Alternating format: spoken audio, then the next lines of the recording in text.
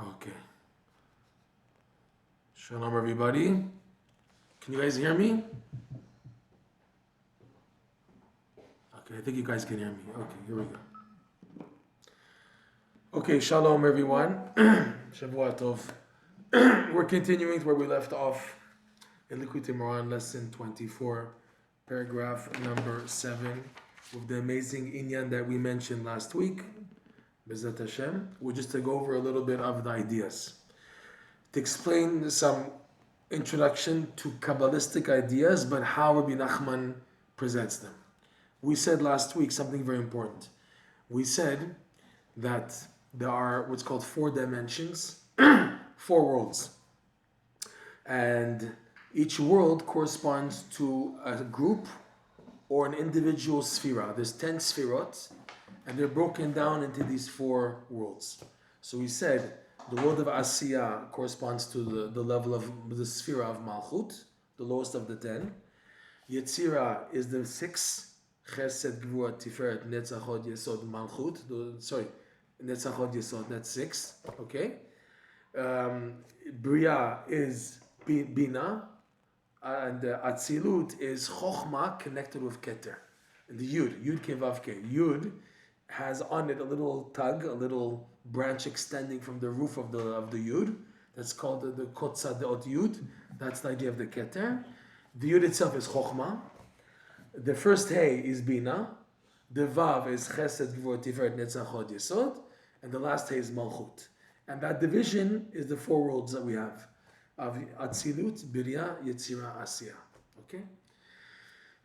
So, we said last week that when the sphirot, the maximum level sphirot of the lower world, which is Chochma Bina Dat, they go up.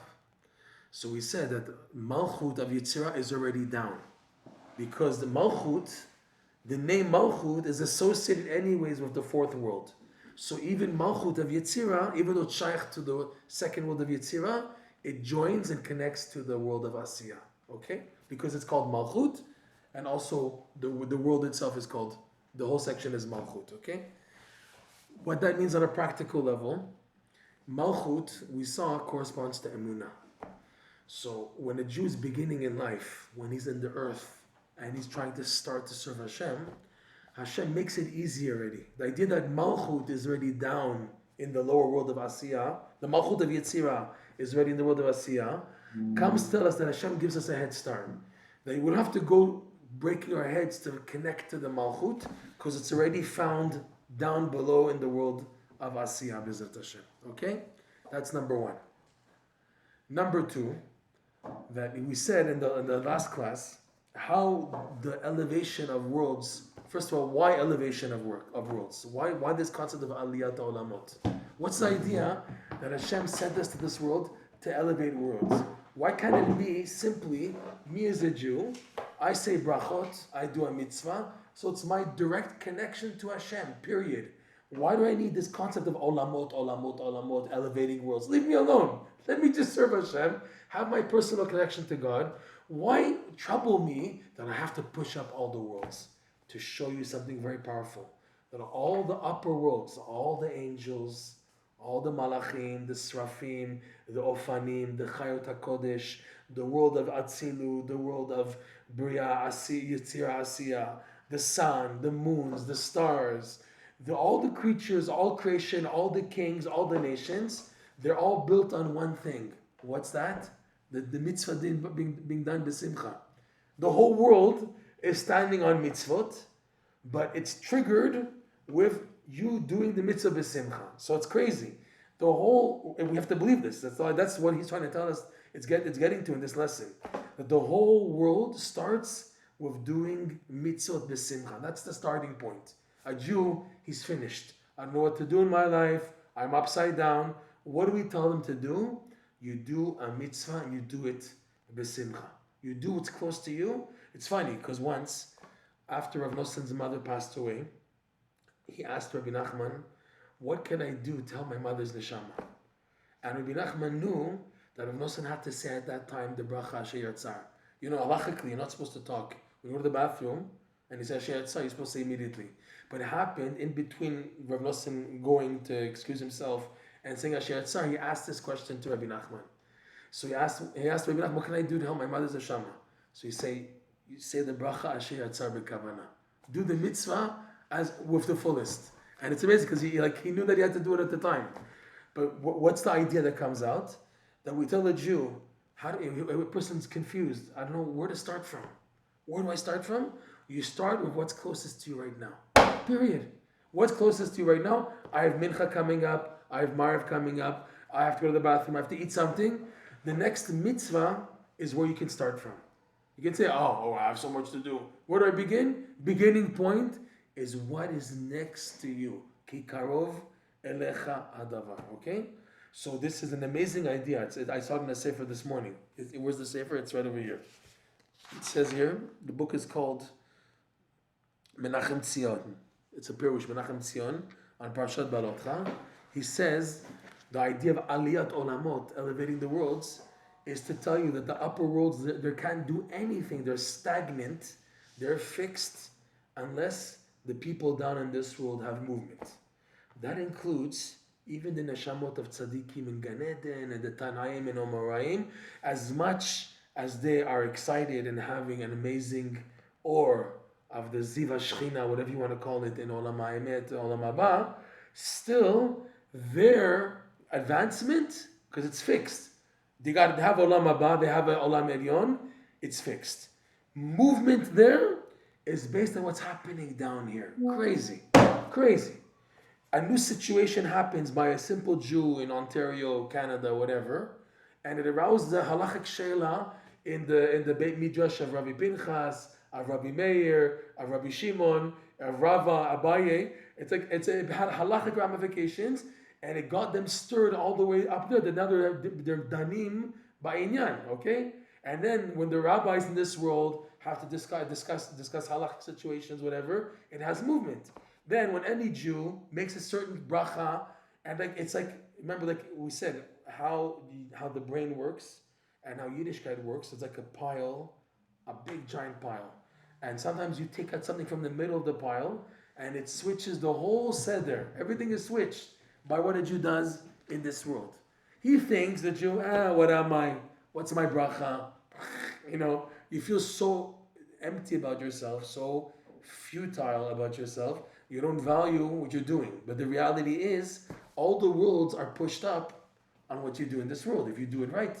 The good that you do in this world has ramifications, okay? That's this big thing of aliyat olamot. All the worlds are waiting for the little guy in this little world to do his mitzvah and besimcha.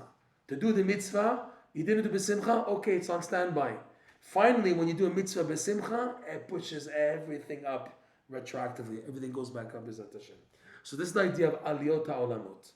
Now, he said, if you remember, that the only way to transfer from dimension to dimension, which is from world to world, from the lowest world called Asiya to the next world called Yetzira, and from Yetzira to the world of Bria, and the world Bria to Atzilut, even though I have no idea what it is, it's still happening to me subconsciously. I have this going through my life.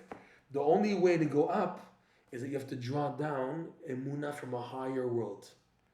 Meaning something unbelievable. This is the point. He said the Malkhut of Yetzirah comes down and joins with the Chokhmah bin Adat of Asiya. Chokhmah bin Adat is the intellect of where you are presently, and you're drawing Emunah from a higher world down. This shows you that Emunah, you are down here, but your Emunah is something, it's like shooting an arrow, connecting to a level way above you. What connects you to the next level is Emunah. It's not the sechel. The sechel doesn't connect to the next because the sechel is limited. You can't go next. You're stuck in this world. You can't go to the next world. What will pull you up to the next world is emunah, because you're drawing from an energy level which is above your level. There's two things. Rav Nosson writes. There's two forces in a Jew's life that connects him to a level above his level. Any time in his life, any time, any place, he connects to these two items. He's connecting to something above his level, and that's Emunah and Ratzon. Ratzon and Emunah are both interconnected, because what fuels your Ratzon, your desire and yearning to connect to Hashem, is your Emunah, and vice versa. The Emunah feeds, in other words, is dependent on yearning. It works crazy how it works. A leads to B, B leads to A. Depends where you are right now in life. Sometimes you need a boost of yearning in order to fuel your emunah. Sometimes you need a boost of emunah to fuel your yearning, okay? And they work each way. But these are two items that no matter where you're holding in life, instantly you connect to them, you connect to something way above your level, and that's what pulls you up. What pulls you up? Emunah, an extension of emunah is davening, tefillah, okay? Your prayers, the mitzvot, all that is extensions of emunah and ratzon. But these are the two forces which are above your level. That's why it's called Malkhut it's Malkhut of the lower world is Keter Malkhut of the higher world is automatically Keter of the lower world. The kingship is the crown. It's the same thing. There's the kingdom, the kingship, Malkhut, but it's reflected by the Keter. In other words, my crown will come about from the Malkhut of a higher world, and my connecting to it is what pulls me up. Okay? So with all that said, look what he says inside here. He says like this. We're in the middle of paragraph 7, towards the end. Umipnimiyut Malchut Ditzira. We went into this last week. Sorry. V'zeh bechinat shemipnimiyut chagat. This umipnimiyut Malchut Ditzira. We said this last week. We'll say it again. And this is the idea where you need two things. You need the hands to be within them a reciprocal for bracha. First of all, hands bring down bracha, but the way hands also are shaped, you receive, right? Aaron, when he's Birkat Kohanim, the hands are reversed. Okay, but there's also the Birkat HaYadayim that the hands contain within them. There's this format of hands being a cup. The Birkat HaSechel, the blessed intellect, is when the hands are in the format of being a receiver. When it says by Aaron that Birkat Kohanim, Vayisa Aaron et Yadav, so there he's giving to Am Yisrael the bracha from his hands. There's a custom, I don't know where it is written, I remember learning it somewhere, that when you hear Birkat Kohanim, there's an inyan to keep your hands open like you're receiving. The Kohanim are doing this, and you as a receiver, your eyes are closed or you're looking down, and your hands are open to receive. They're giving, and you receive. I know it's written. I remember I see very special Yidden doing that. That for Birkat Kohanim, they keep their hands open, palms open, like they're receiving. Like this, I remember. Rabbi Michael Dorfman, I remember, used to do that also. They do like this, like you're receiving. That's what Kohanim are giving, and you're receiving the bracha in your hands, okay? So the hands contain within the bracha of the sechel. So that's the miyashev. We said last week, there's the misader and miyashev of the sechel. You remember that? So seder, to make seder in the brain, is what's involving the hands. With the hands you make seder. We said this last week. So, pnimiyut of chagat, the inner essence of chagat, becomes the external chokhmah bin adat. That's the cup for chokhmah bin adat. So, which within that afterwards you put emunah. That's what's called, that leads to the misader of the keter. The keter is called misader. This is the prerequisite, that you have hands that contain within the bracha of chokhmah. And then, pnimiyut malchut yitzira, and the inner essence of the malchut of yitzira. Malchut yitzira, it's chitzoni, and its pnimi is emunah. Just there's levels. There's a more refined level. There's the first level of emunah, which is the external chitzoni of malchut, which is what you fill in with your chokhmah.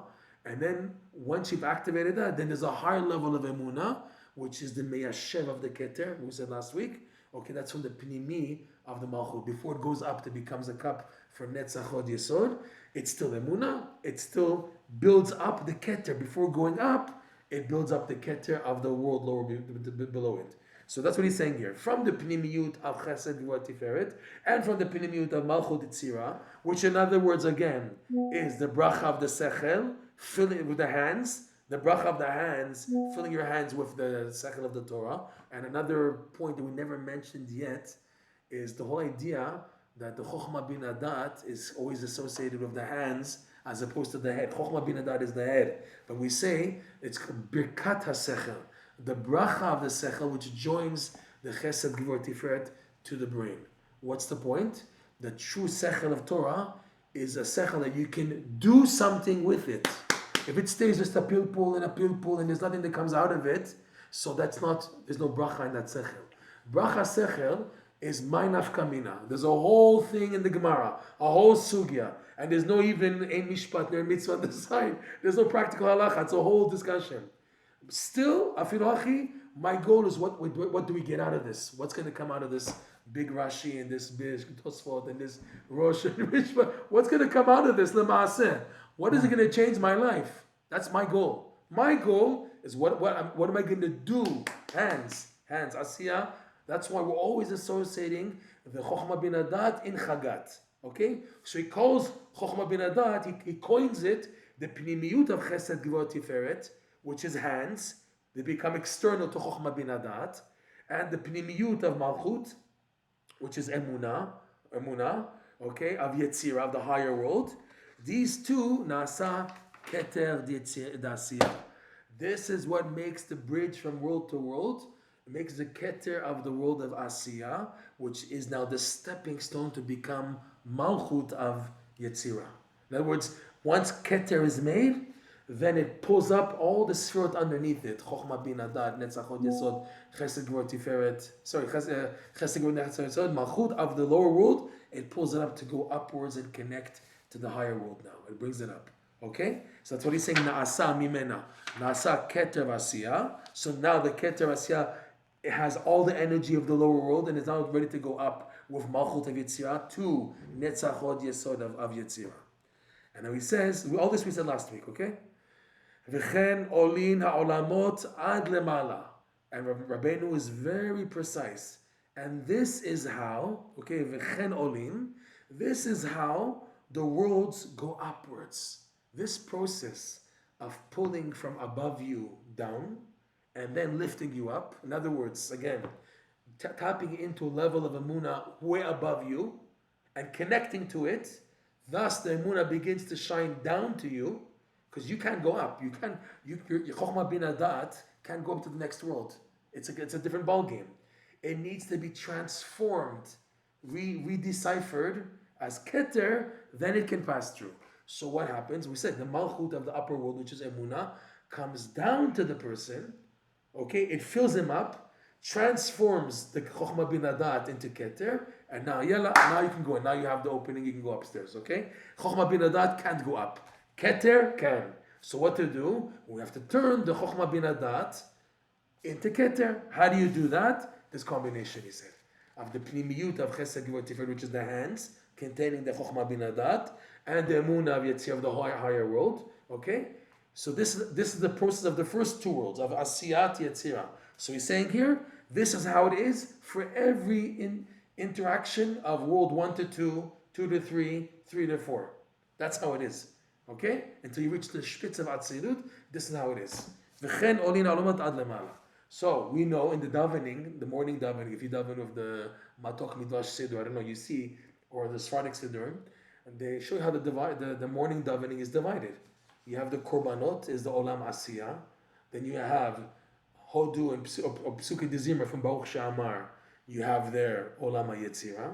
Then the Brachot of Kriyat Shema, and Kriyat Shema is Olam HaBriya, the third world. And the Shmoneh Esrei itself is Olam HaTzilut. And then after you finish that, we go back down. But we said, if you remember, Tachanun is like right after Shmoneh Esrei, you bedafka go down all the way down to the Hechal HaTmurah, the domain of evil. It's a dangerous time. That's why we do Nefilat. The Ashkenazim do Nefilat Apayim. The Sephardim are so scared, they don't do Nefilat Apayim, they just say chapter 25 instead, like this. The Sephardim don't do this, they just sit down and they say chapter Kapitel 25. And we said Chabad, they do both or something like that, okay?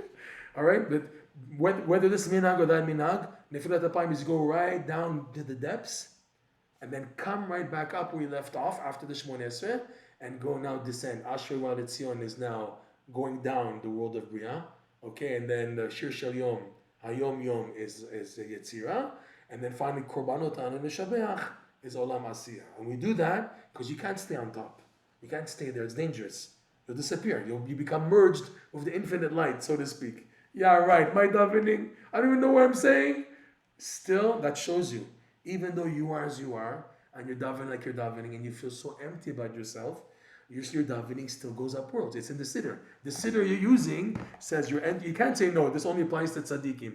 You're reading it, doesn't apply to you. No, even you, it applies to you. Your shacharit, with your korbanot, hodu and everything, okay? What's interesting is in between korbanot and Pesukei Dezimra, you have hodu. Hodu is a funny thing. Is it part of the Olam Asiyah or is it part of the Olam Yetzirah? So Hodu, in our this is a bit tricky now. We're gonna say we have 4 worlds in the davening, right? But at the same time, Rav Nosson says each part of the davening corresponds to a different tikkun. So, for example, Ktoret and Pitum the Korbanot and Pitum Ktoret and then the Korbanot is pulling out the Malkhut from the Klipot and bringing it to Netzach Hod Yesod, the legs. The legs, Asiyah the legs, okay? And then the next stage is the how does it work? You have the first, there's the legs, Psuke de Zimra is the hands, Kriyat Shema and the Brachot is Chochma Bin Adat, and the Shmones is Atzilut, the Keter. The Shmones is the Keter. You're entering the world of a Keter. You got that? The first world, Asiya, is 2 stages. Is you start the reason why I say Ktoret at the beginning is we want to activate Simcha and doing the mitzvah. So we have Simcha there, and then once Simcha is activated, you pull the mitzvah out of the klipot into the domain of holiness. And where does it go to? The level of Netzach Hod Yesod. Okay? So then once that's activated, so Psuke de Zimra is the idea of the hands. That's what it seems, okay? The hands, that Psuke de Zimra means lezamer. You cut. You don't cut your feet, you cut your hands. The idea of now activating the bracha of the sechel is the hands. And then Kriyat Shema, the brachas of Kriyat Shema with Kriyat Shema is the actual sechel. That's why there's V'ahavta, V'yayim Shamua, V'yomer Hashem and Moshe, the 3 parshiot, Chochma, Bina, Dat. All 3 sections of the intellect. So the bracha of the Kriyat Shema is Chabad. Psuke de Zimra is the bracha. We join them, okay? Then we face the Shmoneh Esrei. We're entering the world of Atzilut, which is meant to be the Keter, which is the joining of the Emunah from the higher world to the Chesed Gvura Tiferet of the lower world, which started from Psuke de Zimra, B'kat Kriyat Shema, and now I'm ready to do this joining. So all that's the idea of the Misader and Meyashev. The Misader, Meyashev, I didn't go into this yet. This is brand new to me also. But it seems in the Shmoneh Esrei, it's you Misader first your requests, so that's Misader. And at the end you have Modim Anachnu Lach, which is giving thanks, which is thanks for what you already have. And that's Meyashev. So Misader is you're asking Hashem, Howard Sebi Tshuva, all these requests is to make Seder in the request. And at the end, the last 3, where Sim Shalom and Modim Anachnoch, etc., that's called the Meyashev part, the Emunah part. The Emunah part of the davening is at the end, the Hoda'ah, the giving thanks.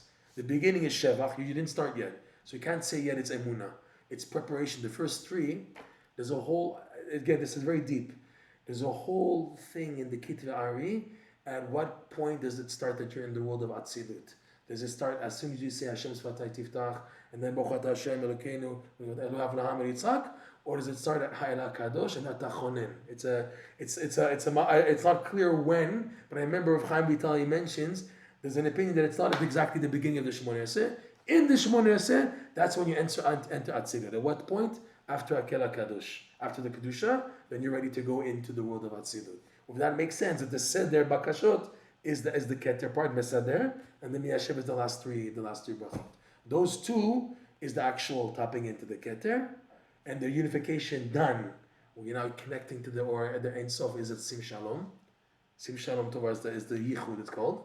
And right after that, you can't stay there. You finish Elokai Netzor, Ose Shalom, boom, you're pushed into Tachanun Vidu. You go all the way in Nefilat Apayim, you go back, so you shouldn't disappear. You're pushed back. After that experience, you're pushed back down.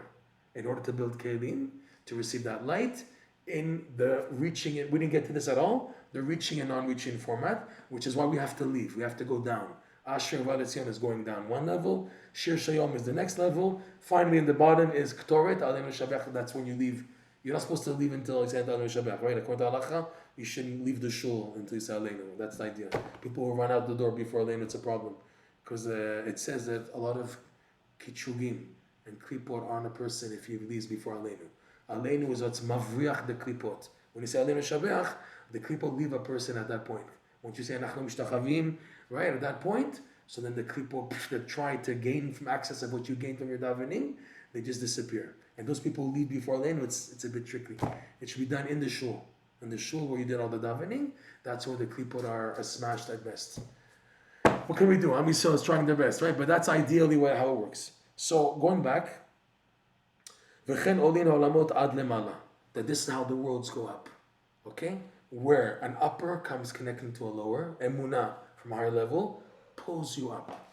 But all this is true doing the mitzvot b'simcha. So his wording again, v'chen olin ha'olamot ad lemala, ad atzilut lemala lemala.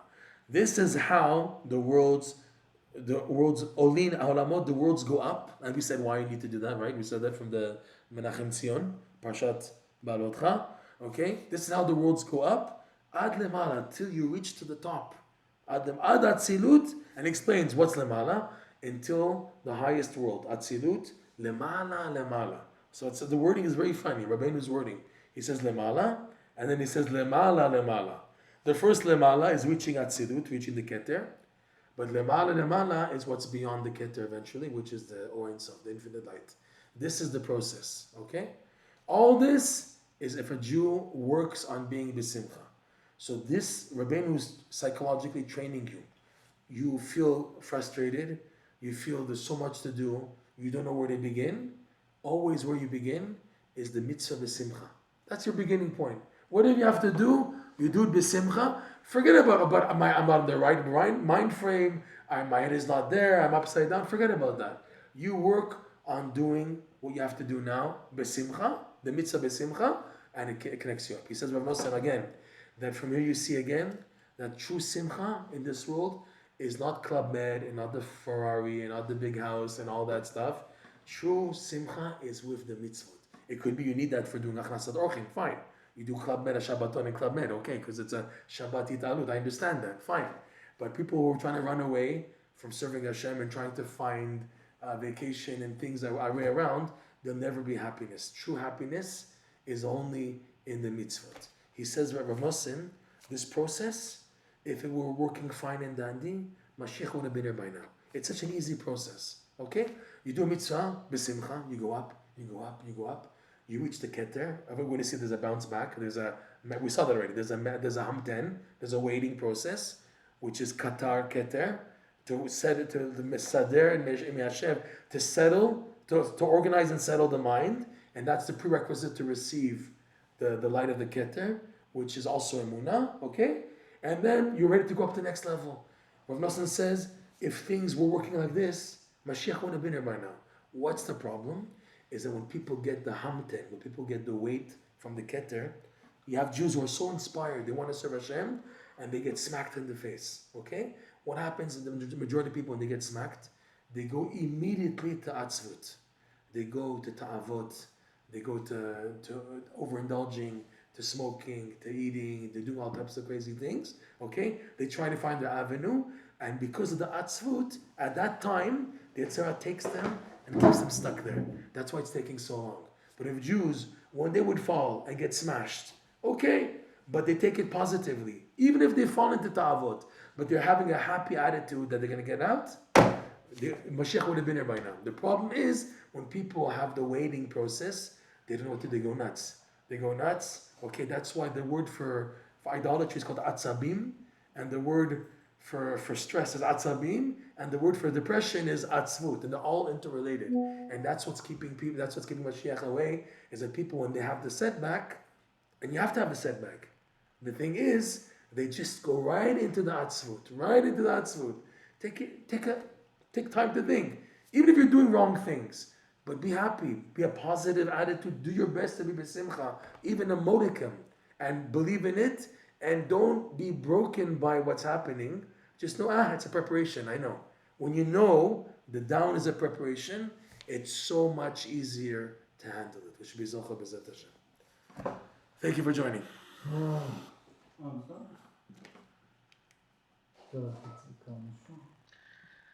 Okay, shalom everyone.